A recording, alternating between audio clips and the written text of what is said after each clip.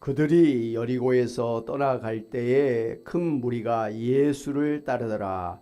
맹인 두 사람이 길가에 앉았다가 예수께서 지나가신다 함을 듣고 소리질러 이르되 주여 우리를 불쌍히 여기소서 다윗의 자손이여 하니 무리가 꾸짖어 잠잠하라 하되 더욱 소리질러 이르되 주여 우리를 불쌍히 여기소서 다윗의 자손이여 하는지라. 예수께서 머물러 서서 그들을 불러 이르시되 너희에게 무엇을 하여 주기를 원하느냐. 이르되 주여 우리의 눈뜨기를 원하나이다. 예수께서 불쌍히 여기사 그들의 눈을 만지시니 곧 보게 되어 그들이 예수를 따르니라. 아멘.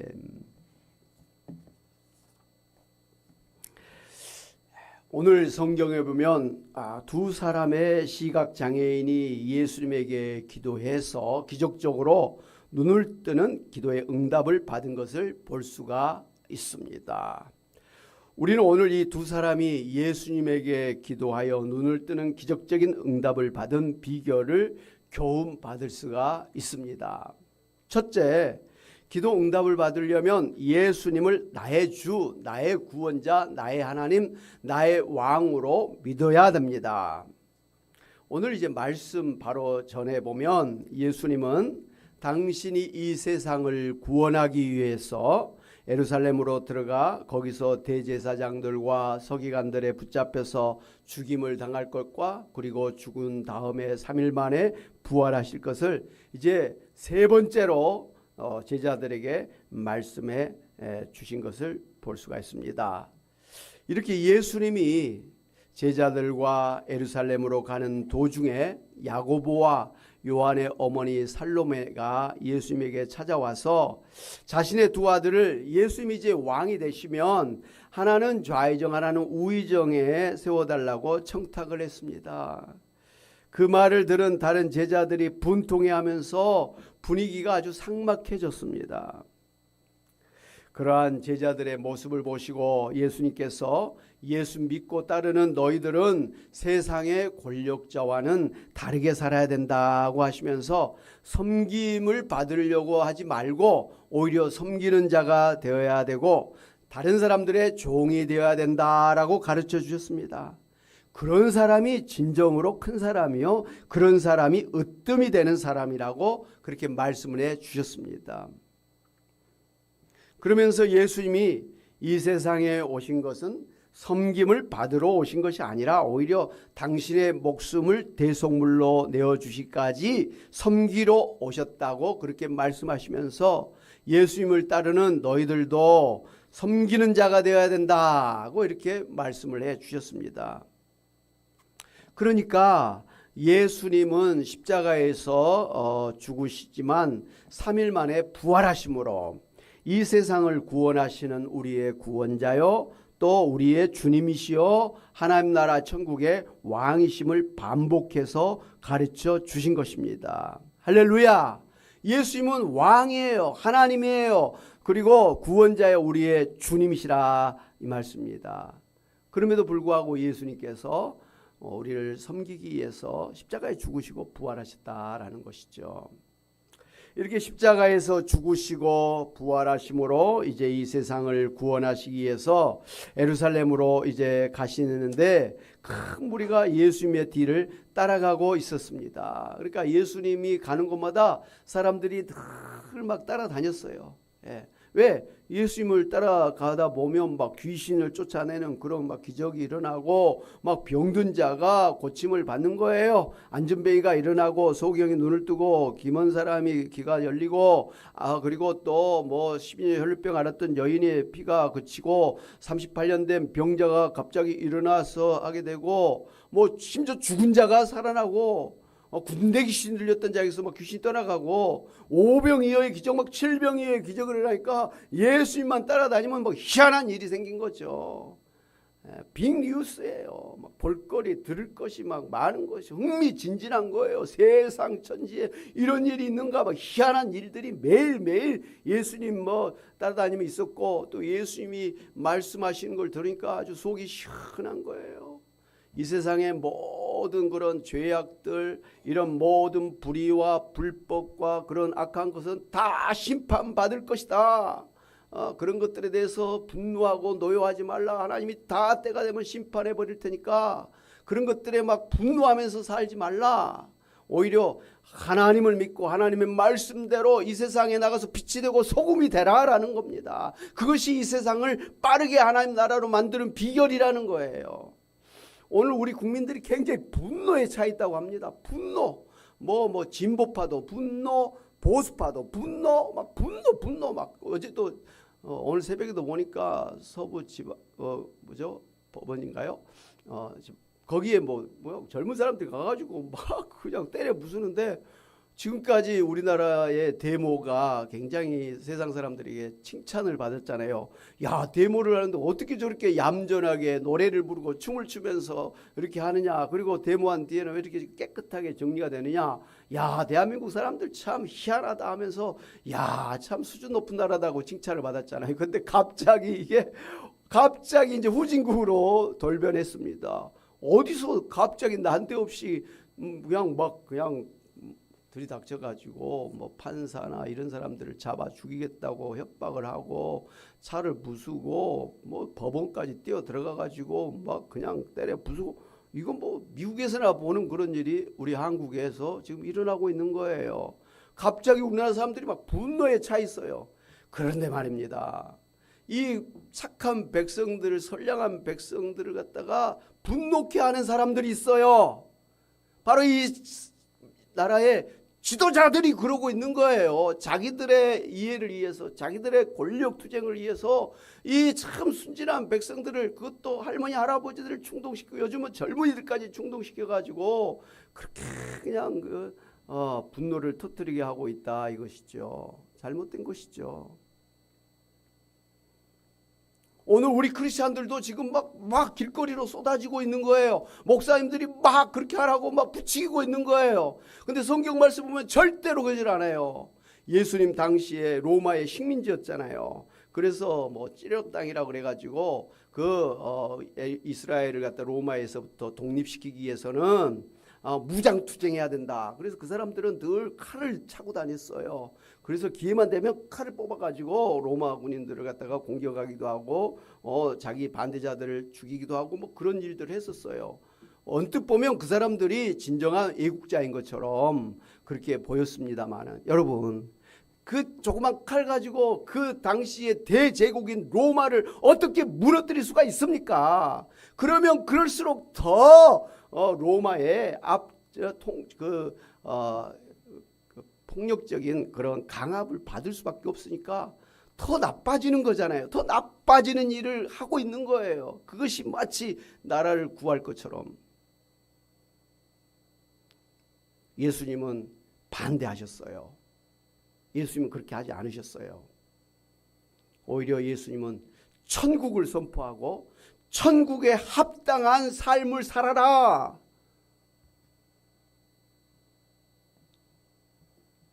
진리를 선포하고 사랑을 실천하고 오히려 원수조차도 용서하고 그 사람들 위해서 너의 목숨을 바칠 정도로 오히려 섬기는 자가 되라.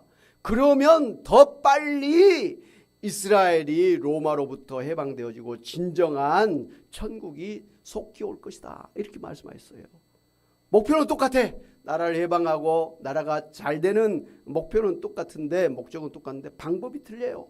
폭력적이고 분노를 터치면서 막 대적들은 잡아다 죽이고 이렇게 가지고는 나라가 절대로 잘 될 수가 없습니다. 그런데 왜 교회가 이런 일에 휘말립니까? 교회 다닌 사람만 제대로 해도요, 교회 다닌 대통령, 교회 다닌 국회의원, 교회 다닌 장관들, 교회 다닌 장군들만 제대로 자기 역할을 잘 정직하게 바르게 법에 맞게 말이죠, 선하게 하면 절대로 이런 불행한 일이 있을 수가 없어요. 근데 교회 다닌 사람들도 같이 휘말려 있다 보니까 이게 브레이크가 없는 그런 지금 폭력 사태가 이쪽 저쪽에서 일어나는 거예요. 교회 다닌 사람들이 이 세상에 빛이 되고 소금이 되라 그랬는데 왜 같이 어둠이 됩니까? 저는 정치인들이나 이런 사람들은 원래가 그런 사람들이에요. 그 사람들은 정권을 잡아야 먹고 살 수 있으니까, 자기들의 야망을 이룰 수 있으니까 그렇다 치더라도 교회는 그렇게 해서는 안 되죠. 교회는 그런 사람들을 오히려 바로잡고 말이죠. 갈등을 치료하고 이렇게 또 통합하고 사랑하면서 나라를 갖다가 건강하게 이끄는 역할을 교회가 해야 되거든요. 지금까지 교회가 그런 일을 해왔고요. 지금도 그런 일을 더 해야 되는 겁니다. 비겁한 게 아니에요. 오히려 전공법이에요. 예수님의 방법으로 우리는 나라를 살리는 그런 크리스찬이 되어야 될 줄로 믿습니다. 아멘. 예.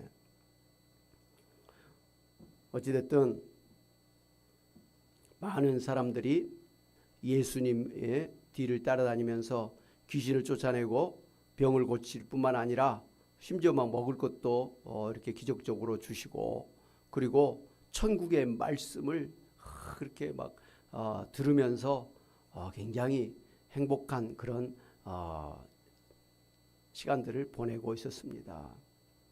그렇게 사람들이 예수님의 뒤를 쭉 따라가는데 그 길거리에 소경, 참 이 소경 맹인 막 성경에서 이야기하는데 요즘 말로는 시각 장애인이죠. 예, 좋은 말로 쓰면 시각 장애인 두 사람이 길거리에 앉아서 구걸을 하고 있던 그런 사람들인데 막 사람들이 막 시끌벅적하면서 막 떠나가는데 예수님이 지금 여기를 지나가고 있다고 하는 막 이야기가 막 들리는 거예요.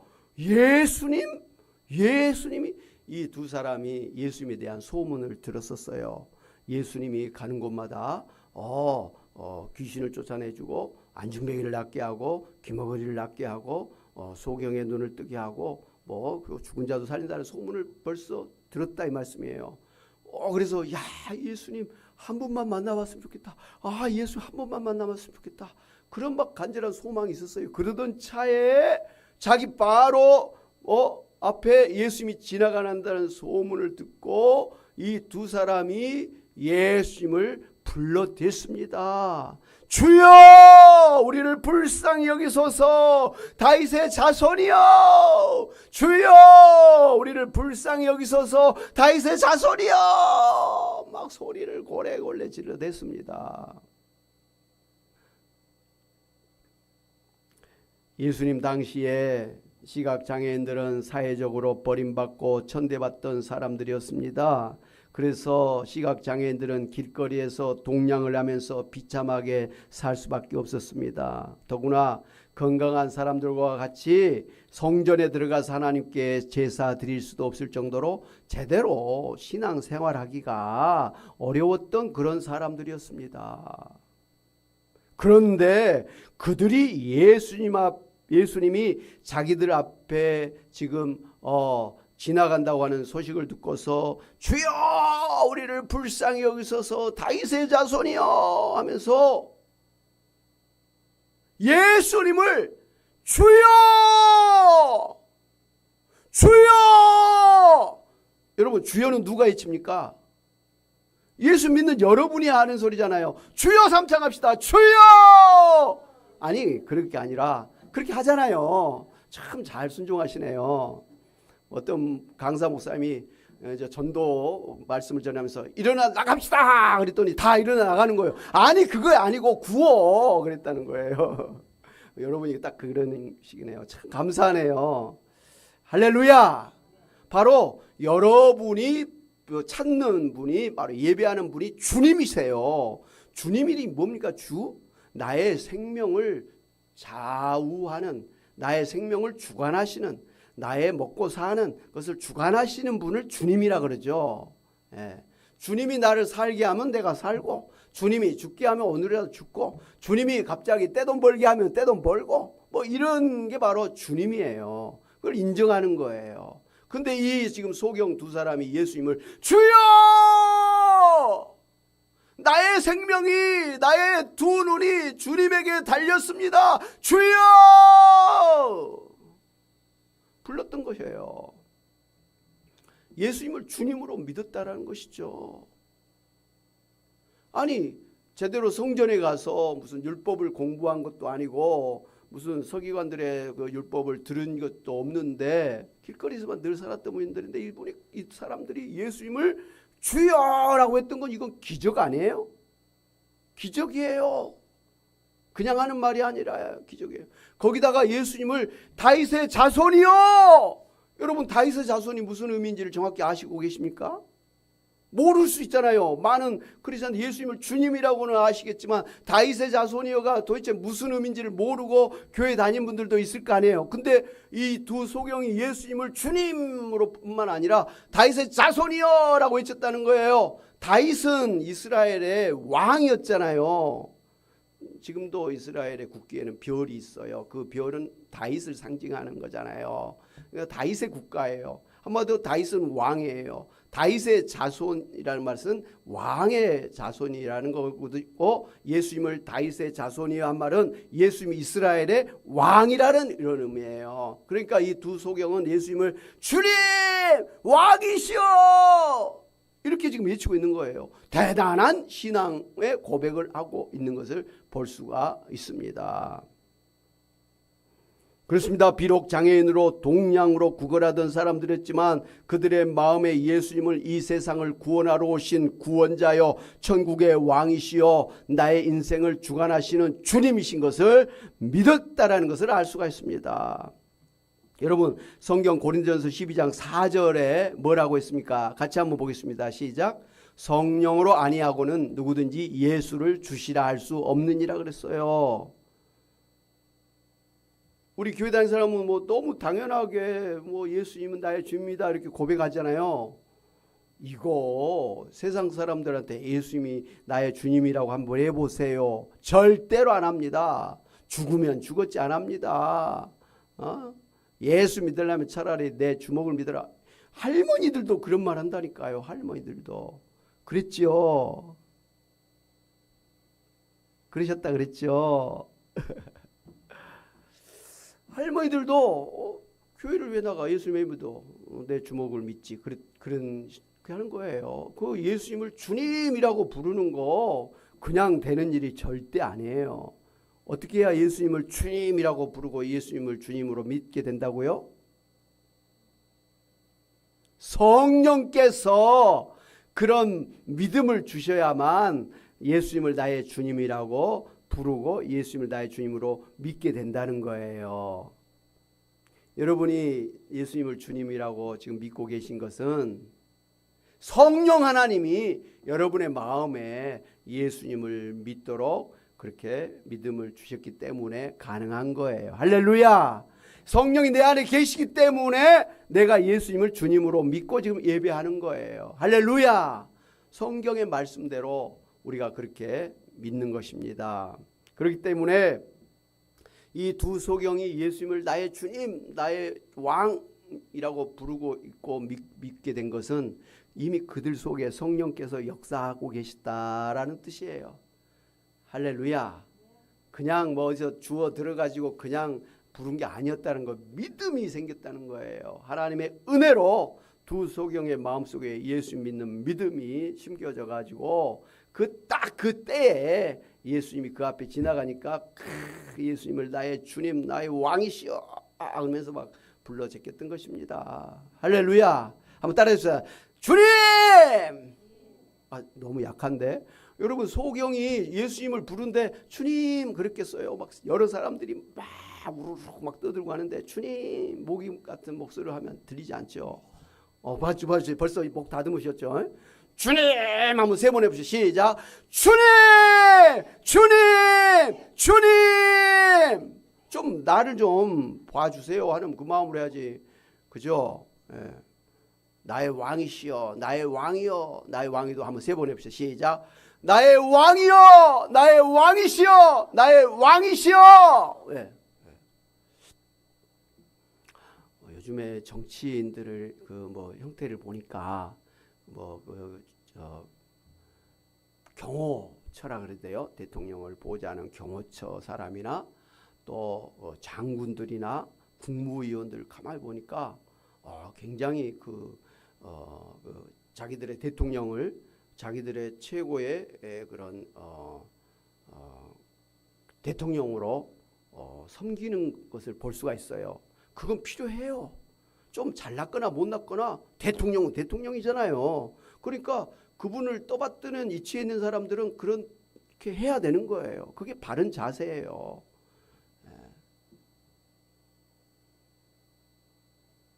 예수님을 우리도 나의 왕으로 믿었다고 한다면 예수님을 나의 왕으로 그렇게 따라야 될 줄로 믿습니다. 아멘.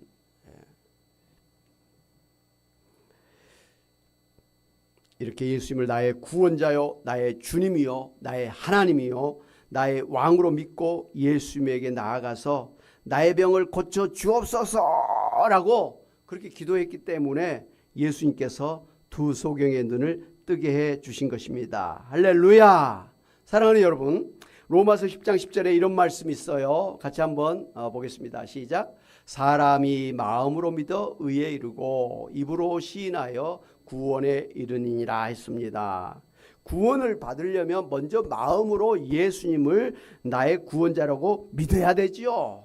그리고 입으로 예수님이 나의 주님입니다 라고 시인을 하고 또 불러야 되는 것입니다. 오늘 여러분이 교회에 와서 뭐 찬송하고 이렇게 기도하고 뭐 주여 하는 것은 지금 여러분이 마음으로만 믿는 게 아니라 입으로 지금 예수님을 나의 주님이라고 지금 시인하고 있는 거예요. 막 고백하고 있는 거예요. 할렐루야.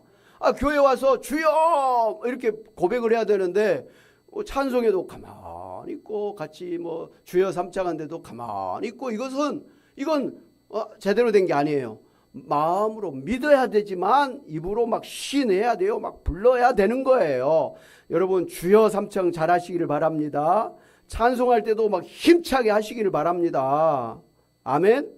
내 최고의 목소리로 막 해야 되는 거예요. 이렇게 우리를 구원하시기 위해서 오신 예수님을 나의 구원자, 나의 주님, 나의 하나님, 나의 왕으로 믿고 예수님에게 나아가서 나의 병을 고쳐주옵소서라고 하는 그렇게 기도하는 사람이 예수님에게 고침을 받는 거죠. 예수님을 안 믿는 사람에게 예수님께서 고쳐주시지 않습니다. 예수님을 믿는 사람에게 예수님이 고쳐주시는 거예요.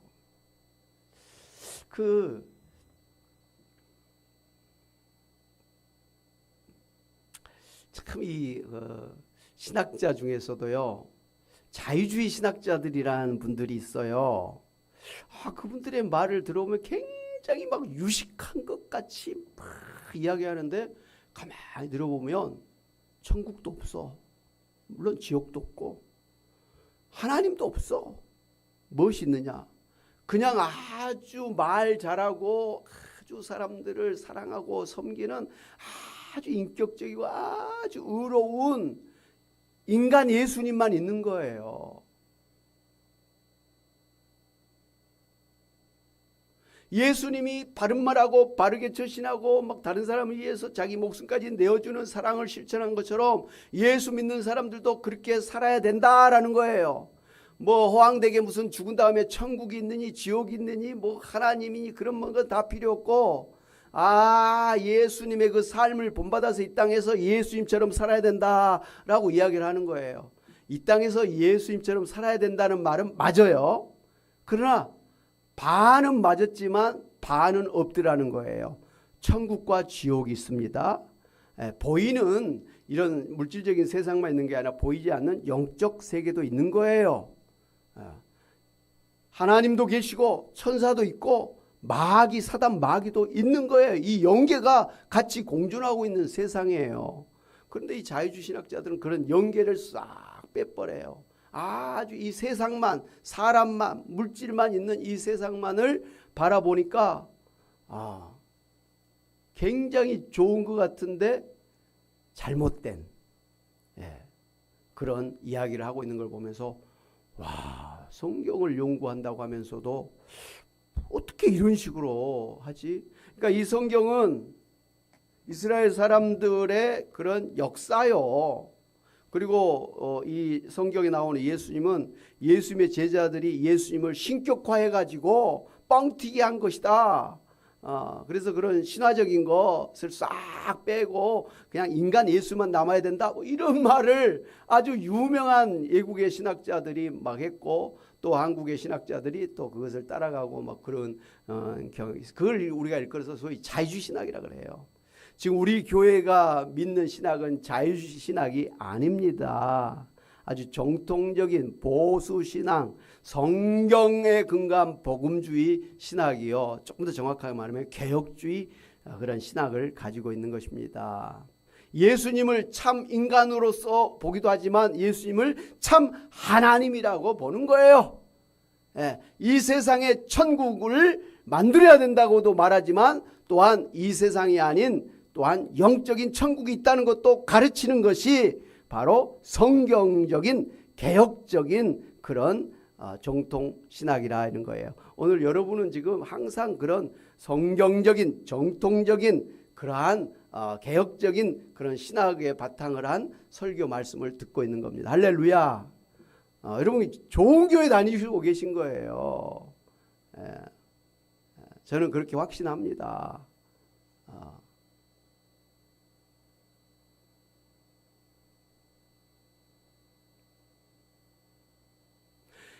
그렇게 배우신 만큼 그렇게 바르게 신앙 생활하시기를 바랍니다. 아멘. 다시 한 번만 제가 한번 되짚고 갑니다. 우리를 구원하러 오신 구원자는 오직 예수님밖에 없습니다. 아멘. 다른 이름으로 하나님께서 우리에게 구원자를 보내주신 적이 없어요. 우리나라의 이단들 박태선, 문선명, 그리고 또 요즘에 신천지 이만희, 또 이번에 17년형인가 받았나요? 그 정명석. 이 사람들 자칭 재림주라고 막 하나님이라고 구원자라고 그렇게 합니다. 근데 그 사람들을 따라다닌 거예요. 인생을 바치고 자신의 모든 전 재산을 바치고 따라다니는 추종자들이 많이 있지 않습니까? 여러분 신천지만 해도 요즘에 뭐 50만 명, 뭐 70만 명, 뭐 그런 이야기를 하더라고요. 엄청나게 많아졌어요. 근데 그 사람들 중에 대부분이 교회 다녔던 사람들이에요. 저는 이게 너무 마음이 아픈 거예요. 분명히 교회에서 예수님 외에 다른 이름의 구원자는 없다. 오직 예수님만이 우리의 구원자다. 분명하게 못이 박히게 그렇게 귀에 못이 박히게 그렇게 배웠을 텐데도 왜 그걸 갖다가 믿지를 않고 엉뚱한 데 가가지고 인생을 망치고 영혼을 망치는 그런 삶을 사느냐는 것이죠. 이게 저는 굉장히 마음이 아픕니다. 그래서 말씀을 드립니다. 오늘 여러분이 다니는 교회가 시시해 보일지 모르지만 여러분이 바라보고 있는 담임 목사님이 뭐 시시해 보일 수도 있어요. 그런데 여러분 그런 이단에 절대로 따라가지 마세요. 따라가지 마세요. 그건 여러분의 영혼을 죽이는 지옥으로 가는 길이기 때문에 절대로 돈을 주고 무슨 뭐 가면 뭐 병을 고쳐준다 난리를 쳐도 절대 따라가면 안 돼요. 그건 사탄 마귀의 길이요 죽음의 길이요 지옥의 길로 가는 기 때문에 절대 가면 안 됩니다. 바른 신학, 바른 교회, 바른 신앙 하시는 여러분 되시기를 주님의 이름으로 축원합니다. 이렇게 예수님을 나의 주님, 나의 왕, 나의 하나님으로 믿고 나가는 사람에게 예수님께서 그 기도에 응답을 해주시는 것이지 예수님을 안 믿는데 예수님이 그렇게 기도 응답을 해주시지는 않는다. 예수님 앞에 기도 응답을 하려면 뭐 해야 된다고? 예수님을 나의 하나님, 나의 주님으로 철저하게 믿으시길 바랍니다. 1도의 의심도 없이 예수님을 나의 주님이라고 나와 함께 하시는 나의 하나님이라고 믿으시기를 바랍니다. 아멘. 둘째로 기도 응답을 받으려면 간절히 기도해야 됩니다. 두소경이 예수님에게 막 큰 소리로 기도했기 때문에 예수님께서 들으시고 걸음을 멈추시고 그들을 갖다가 대면하시면서 그들의 소원대로 눈을 뜨게 해 주셨던 것입니다. 우리가 예수님을 믿는다고 할지라도 예수님에게 부르짖어 기도하지 않으면 안 되는 것입니다. 마가복음 9장 28절 29절에 보면 예수님께서 귀신 들린 아이에게서 귀신을 내쫓아 주신 후에 제자들이 우리는 어찌하여 그 귀신을 쫓아내지 못하였나이까 라고 여쭈었습니다. 그들도 막 귀신아 물러가라, 귀신아 물러가라 막 그렇게 했어요. 근데 귀신이 안 떠나가는 거예요. 막 오히려 막 더 막 자기들에게 달려드니까 이게 웬일이지 했었어. 근데 예수님께서 딱 오시니까 귀신아 떠나가라 하니까 귀신이 떠나간 거예요. 그러니까 아니 우리도 똑같이 귀신아 떠나가라 했는데 안 떠나가고 예수님이 떠나가라 그러니까 왜 귀신이 떠나갑니까? 라고 의아해서 이게 어떻게 된 겁니까? 라고 해서 예수님에게 물어봤어요. 예수님이 뭐라고 하셨게요? 에? 믿음이 적은 자 그게 아니고 너희들은 귀신 못 쫓아내 나만 쫓아내 이렇게 하셨지 않았다는 거예요. 에, 그게 아니고 너희들도 귀신을 쫓아낼 수가 있는데 기도해야만 귀신을 쫓아낼 수 있다. 그런데 기도는 누구의 이름으로 기도해야 돼요? 예수님의 이름으로 기도해야 귀신을 쫓아낼 수 있다. 기도 외에는 이런 주가 나갈 수 없다. 이런 주라는 건 귀신을 쫓아내고 막 병을 고치는 이런 기적이 일어날 수가 없다. 기도 외에는 기적이 일어나지 않는다. 기도하면 기적이 일어난다. 어디서 많이 들어본 말이네요.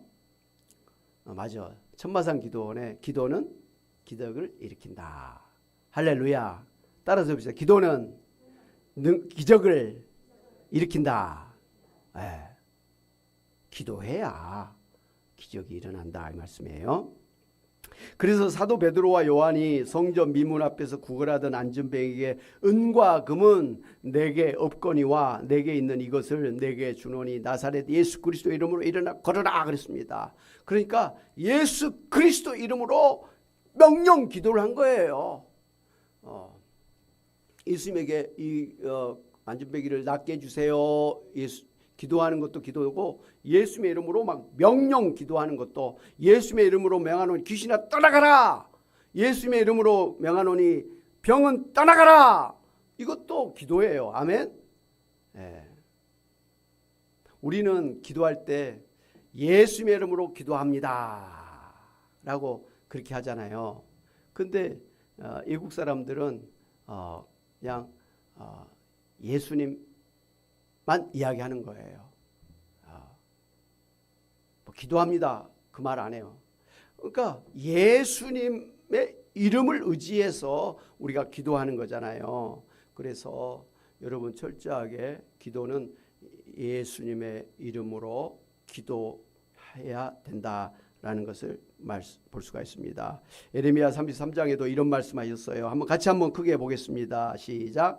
너는 내게 부르짖으라. 내가 내게 응답하겠고 내가 알지 못하는 크고 은밀한 일을 내게 보이리라. 이렇게 약속을 해주셨습니다.